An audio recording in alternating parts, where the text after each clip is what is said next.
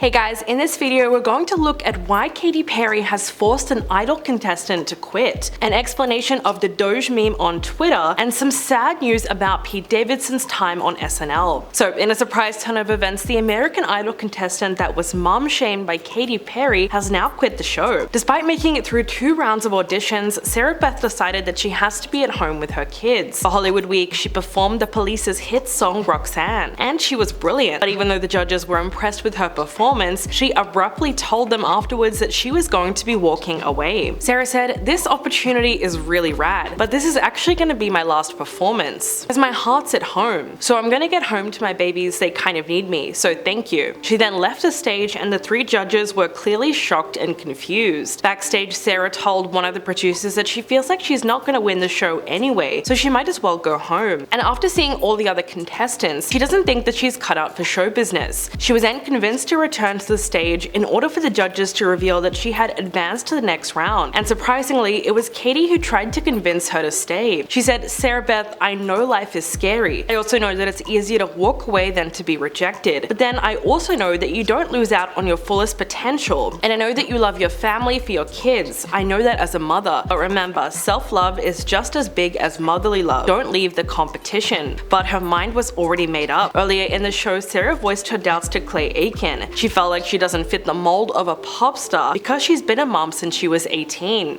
Later, she told the cameras that she didn't realize quite how hard it would be to be away from her kids, and said that she felt plagued by guilt for doing something completely selfish like being on the show. But Katy really did her best to try and convince her to stick around one final time. She said, "You've opened a door you never thought you would open, and you got a yes, and you may get another yes in the future. Do not give up." Unfortunately, this did not end up changing her mind. Sarah told Katy that she appreciates her before leaving the stage. She later explained her decision one final time and said, "I'm really humbled and grateful, and Katy has some really nice things to say. It'd be nice if my kids were a little older. I understand how big of an opportunity this is. I still want to go home. I'm sure that when I get home I'll regret it. I'll probably go, 'Damn Sarah, you should have stayed and you should have done it.'" So even though she knows she's leaving behind an amazing opportunity, she has chosen to put her kids first, wants to go home and just be with them. Of course, you probably had to put a lot of thought into this decision, because it couldn't have been easy to just walk away from American Idol. But some people think that it was about more than just wanting to be with her kids. Her decision to quit might also have been something to do with the fact that Katy Perry pretty much bullied her for being a young mom. When she found out that Sarah had 3 kids before the age of 25,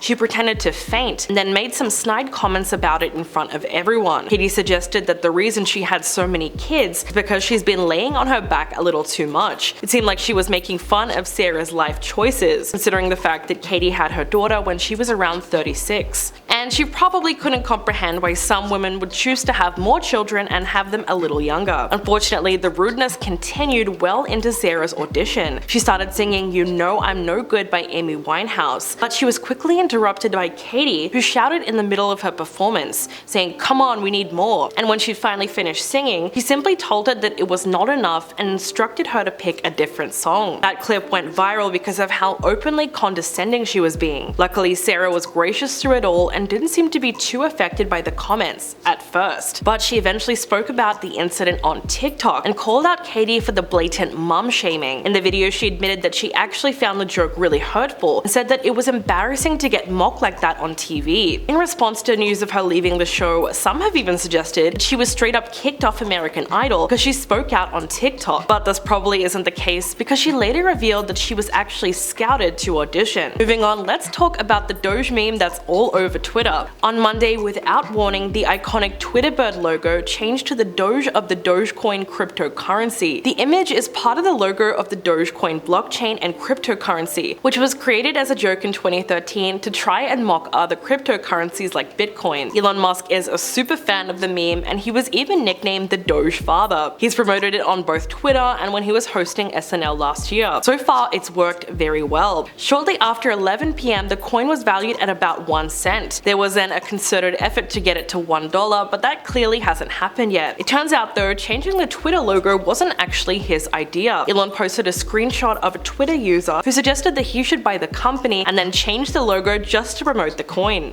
In March last year, he wrote, "Given that Twitter serves as a de facto public town square, failing to adhere to free speech principles fundamentally undermines democracy. What should be done?" In response, one user wrote, "Just buy Twitter and change the bird logo to a Doge." Musk then responded by saying, "Haha, that would be sick." He's now posted a screenshot of this conversation with the caption, "As promised." Although some of his fans thought this was hilarious, it seems like most people are laughing at him and not with him. The main criticism of this is Elon's outdated sense of humor, which seems to be stuck in 2011. One person posted a meme of Ben Affleck stress smoking with the caption, "The last standing Twitter engineer," when Elon asks him to change the icon to a Doge. Another user called the update embarrassing and wrote, "Doge for some reason is showing up on Twitter, and I can only assume this was supposed to be an April Fool's joke that took about 3 days to roll out because no one knows how the site works anymore." Then someone posing as one of the employees confirmed that. They wrote, "Sorry, I'm the Twitter engineer responsible for putting the Doge on here. It was supposed to be for April Fools, but got implemented late."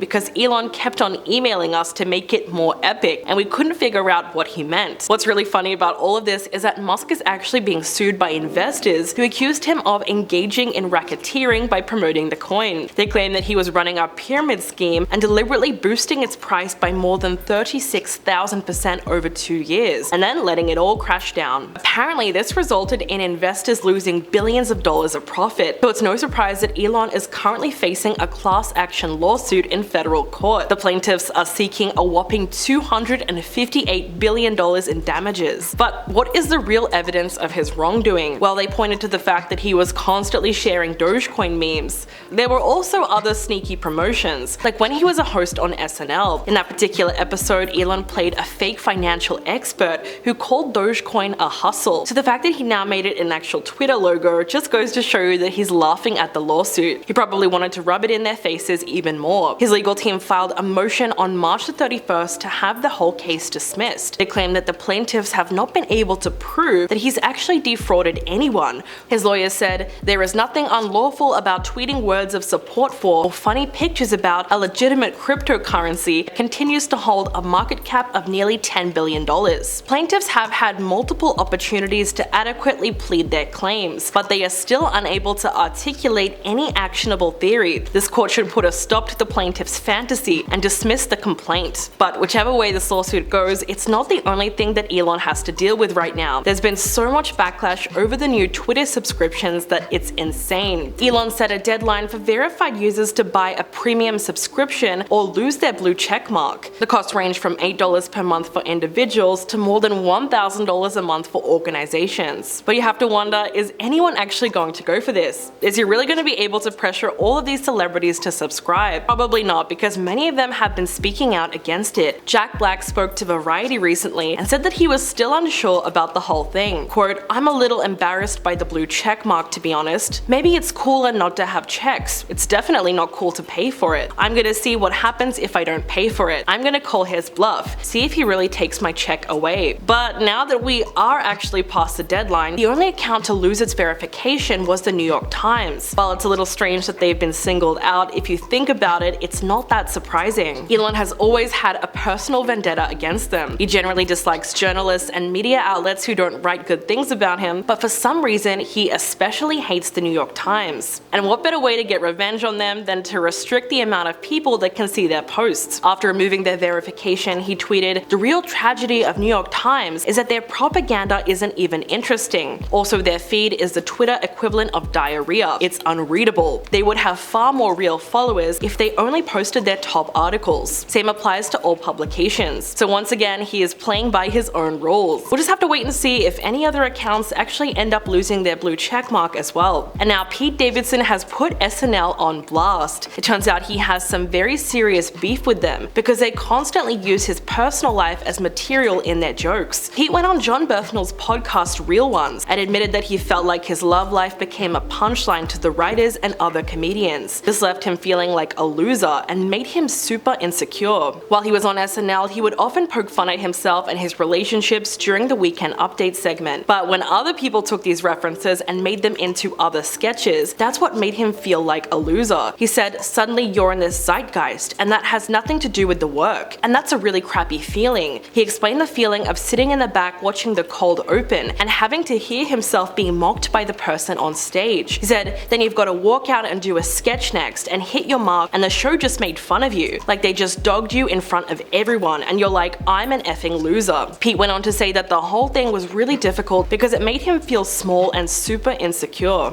This latest admission was pretty shocking to hear, but it's not actually the first time that Pete has publicly turned his back on SNL. In 2020, he put the writers on blast and straight up said, I personally think I should be done with that show because they make fun of me on it. If I'm just fodder now, maybe I just shouldn't be there. They think I'm effing dumb, like I'm literally painted out to be this big dumb idiot. If you're an SNL fan, you probably know what he's talking about. In most of the sketches that he's in, Pete tends to play the same stupid character. Most people remember the pool guy Chad, who talks like he only has one brain cell left. So it's easy to see why he would be feeling this way. Throughout the 8 seasons he was on the show, his personal life became a huge talking point on social media, which only escalated when he started dating Ariana Grande. Since then, the public's obsession with his love life has not slowed down one bit. He's been linked to multiple big names including Phoebe Dynevor, Kate Beckinsale, Kaya Gerber, Emily Ratajkowski, and Kim Kardashian. And most of those relationships have been very public too. Pete said, I'm in my 20s and I've dated people, and for some reason that's very crazy and interesting to people. I don't think it's interesting. I've been in show business for like half of my life almost, for 14 or 15 years and on a national TV show. In that time frame, he claims that he's only dated 10 people, which of course he thinks is pretty reasonable. That's why he doesn't understand why people care so much. He said that he met a lot of people through his work on the show, which makes perfect sense. After all, there's about 1 million different celebrities that come on SNL.